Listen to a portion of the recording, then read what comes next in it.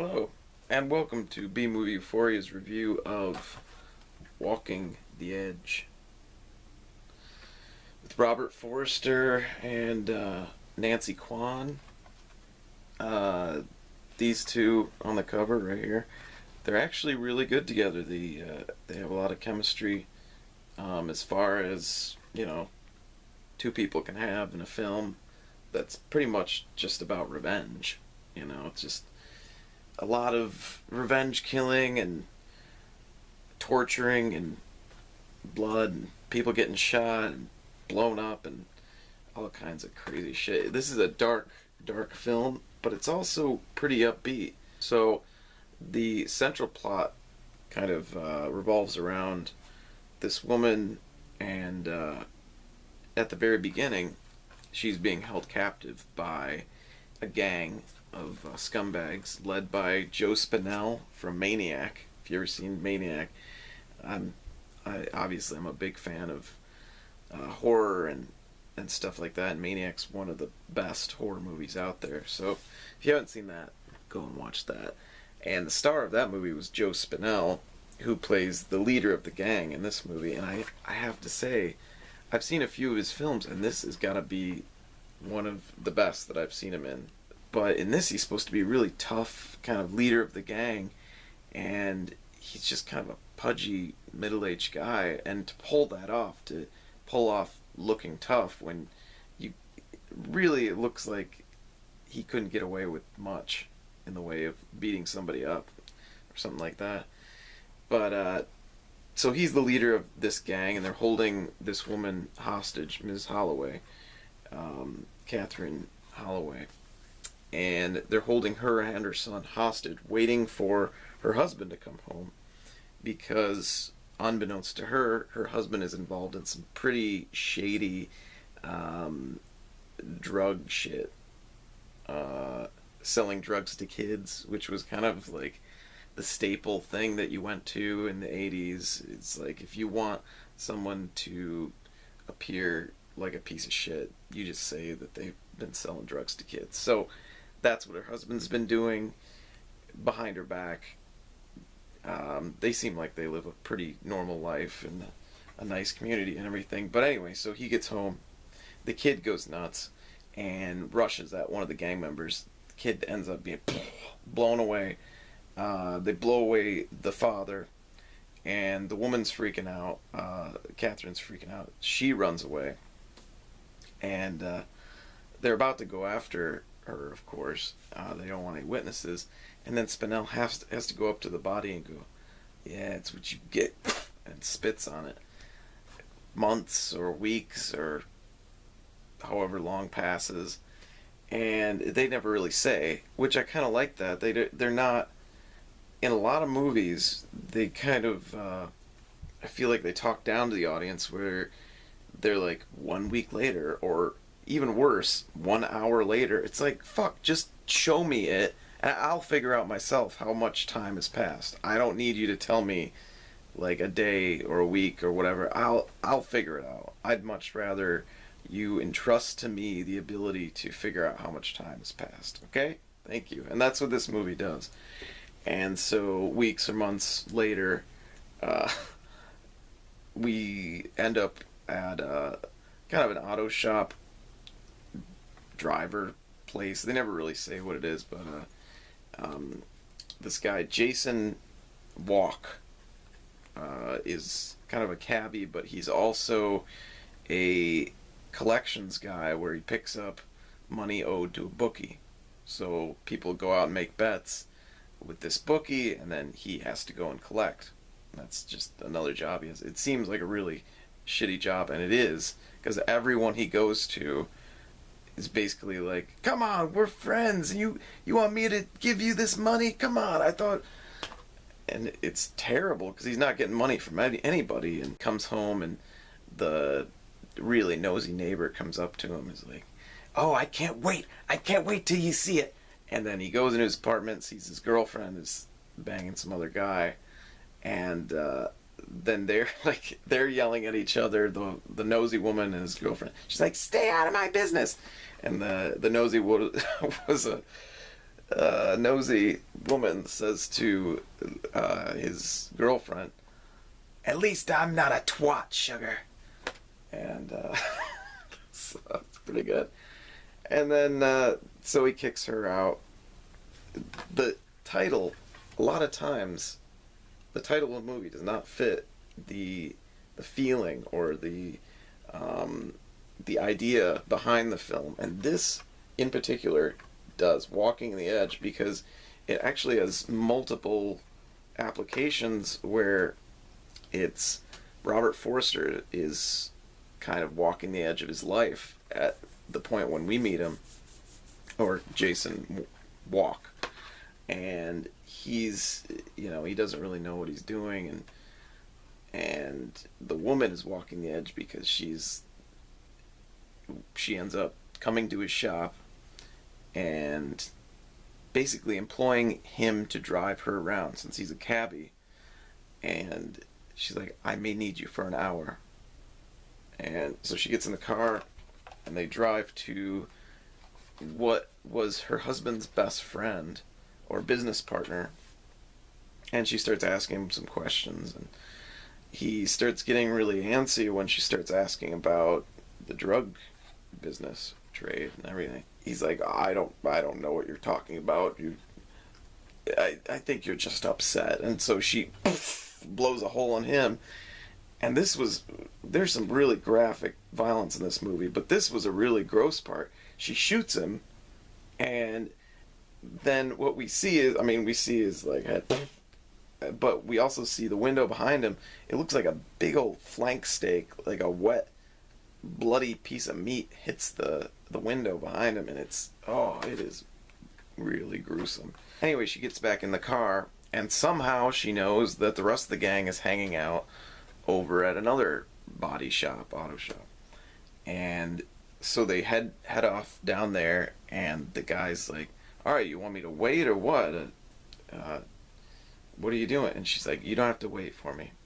I may never return." Very ominously, like, kind of, she's suicidal. She's ready to take these guys out no matter what happens. So she's just like, "Go on, get out of here." And he refuses. And she doesn't really care, so she just goes over to one of the guys that was threatening her husband in the very beginning. So he's working on a car. She kicks out the jack out from underneath it, and he's like, "What the hell is going on here?" And he pushes himself from underneath the car, and all of a sudden there she is, poof, blows a hole in his head. And then the rest of the gang sees what happened, and they start like fighting her and fighting Jason, and they manage to get away. The woman gets cut on the side, and he throws her in his car, and they just take off. And she's all pissed off because he didn't let her finish, and he's all pissed off at her because obviously she's murdering people. And he's like, "What are you nuts, lady? You're getting me involved in this crap." Instead of taking her to the police, he takes her home, which of course there's the nosy lady again, like, who is this lady that you're bringing home? My God, this lady was so annoying, and just like, she constantly wants to know what's going on. And I have a nosy neighbor that lives right next to me, and he sits out on his front lawn every single day. I think he's retired. He sits out there every single day, and he has to watch you walking back and forth from your car. He has to watch whatever you do. So I feel this guy's pain, and she was so annoying. I was getting so angry, and I know this is wrong, but later on in the movie she gets killed, and I was like, I don't feel that bad. I mean, every human life is precious, but my God, mind your own damn business.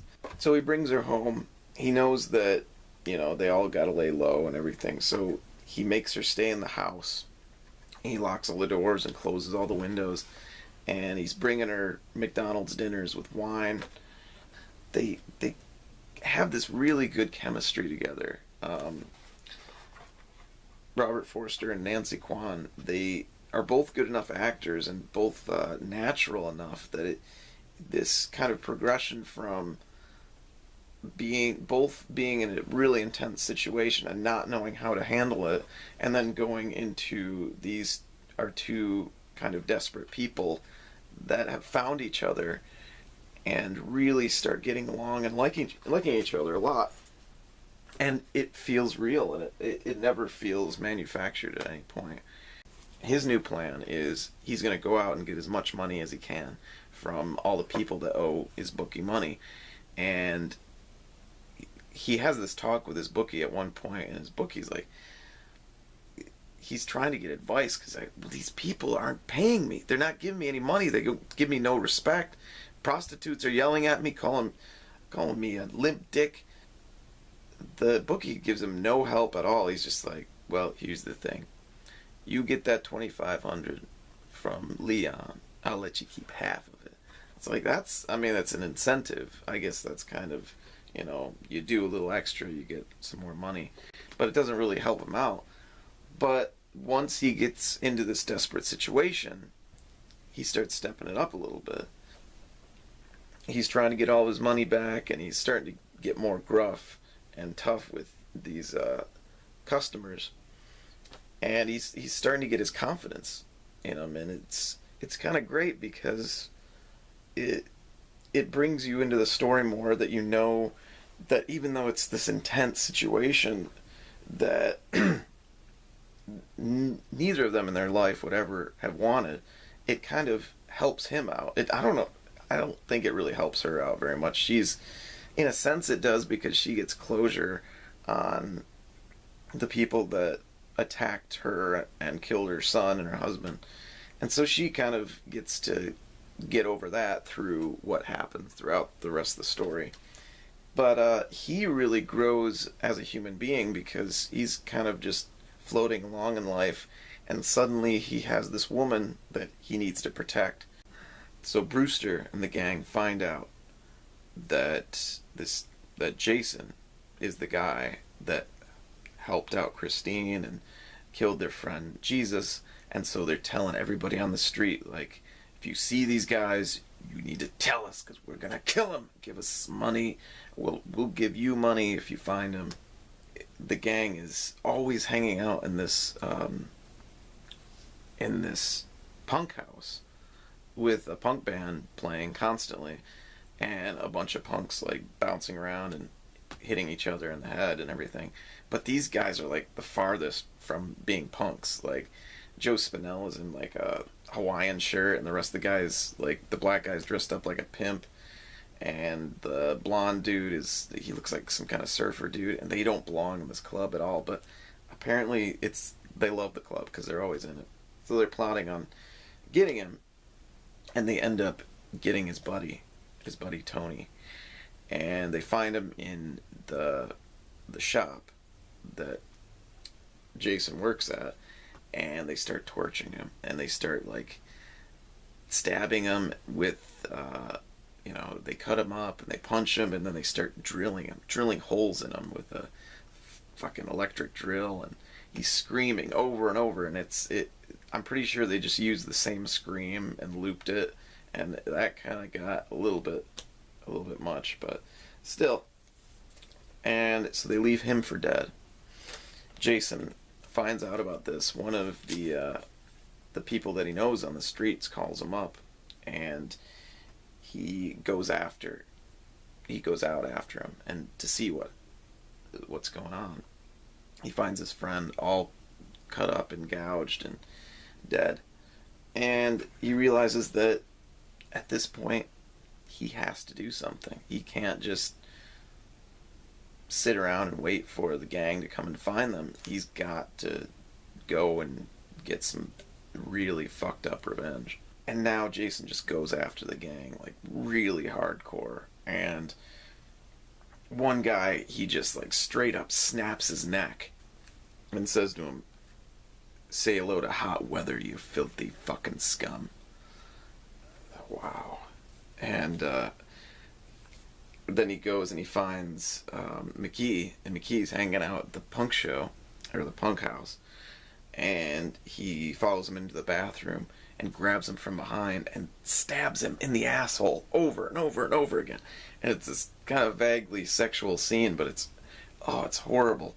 Like, the first time I saw him do it, you could feel it. Like, oh God, never seen anything that horrible. But they don't actually show the knife going in the asshole. But still, my God, you can kind of pretty much guess what's gonna go on in the end, and there aren't really any huge surprises for anybody who knows this kind of film, knows the kind of like revenge film. It's like Death Wish, but with a kind of romantic edge to it. It's like a romantic Death Wish. Yeah. The main problems that I had with it were very small, but it has like a very smooth jazz soundtrack to it. It's like,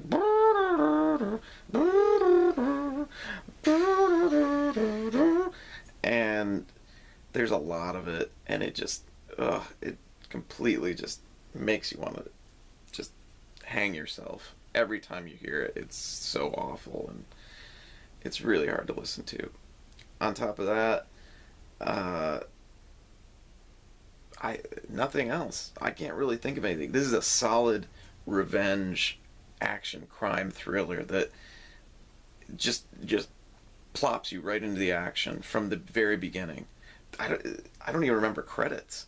Like, all I remember is it's going straight into the story and the woman's being held hostage by this gang. And then from there, it's just like she's on the run. She meets up with Jason. They're both on the run together. And it's just, the plot develops very naturally. There isn't a lot of, I mean, there are holes, but everything's going by so fast, except for a little bit of like lull in the middle where she's like getting bored sitting around in his apartment all day. And I mean, I would too. All I'm eating is McDonald's and wine every day, and I gotta wait for this guy to come home and tell me whether or not we can take off. And but overall, it's a great, solid effort. And I don't know if this is on Blu-ray or DVD or whatever, but this is a really, really good movie, and I think everyone and anyone should see it.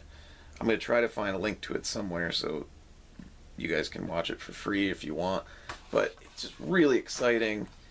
Lots of just brutal death scenes and really good quotes. There's one scene where, this is the last one I'm going to mention, but there's one scene where he's in the bathroom, he just stabbed the guy in the butt, and some guy's like banging on the door, he's like, "Let me in, I gotta piss!"